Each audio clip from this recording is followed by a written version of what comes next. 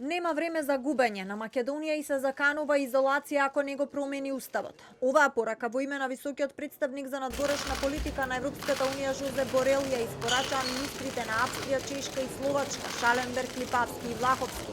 Кажаа дека се пратени директно од Брисел, не за да се мешаат во внатрешната политика на Македонија, туку да им порачаат на партиите дека националните интереси се пред партиските. Да се одложи усвојувањето на амандманите, значи да се одложи пристапувањето на Северна Македонија.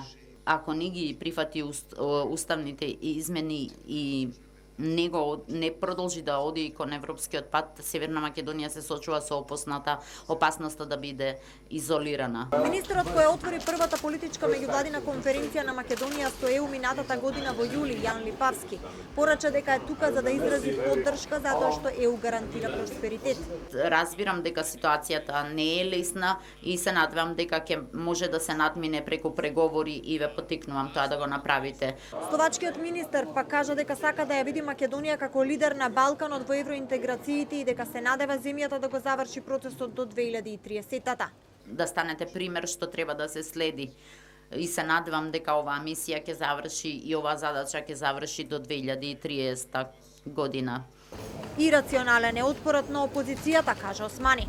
Би рекол ирационален отпор. Затоа што уставната измена, што како обврска сме презели да ја имплементираме, ни најмалку не ја менува суштината на нашето уставно уредување. Тројката министри во Славков формат порачаа дека Македонија истрча тежок маратон и дека е штета да се сопне на последната пречка. Го цитира и поранишниот генерален секретар на Обединетите нации Кофи Анан.